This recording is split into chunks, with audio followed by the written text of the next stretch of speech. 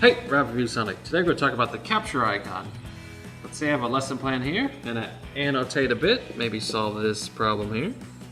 Great. Now I want to save it, but not the file itself, maybe just a screenshot. So I can tap on the capture icon, and tap on this one here, and capture the entire canvas. Maybe I want to customize my screenshot a little more. I can tap on the capture icon, and this one. Maybe I want to keep this problem here for students. There we go. Or maybe I want to capture a more squared area, right? So I can tap on the capture icon again.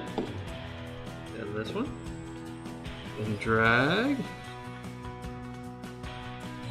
Screenshot my little bird there. Now in addition to screenshots, I can also record my canvas. To do that, tap on the capture icon and the screen recording icon here. This box will pop up. Here, I can select my audio input, adjust my volume. I can do a screen select if I have more than one screen connected. Next to that, I have an area select if I only want to record a certain part of the canvas. But for this, I want to record the entire canvas. I'm going to tap on that. Tap on the icon down here.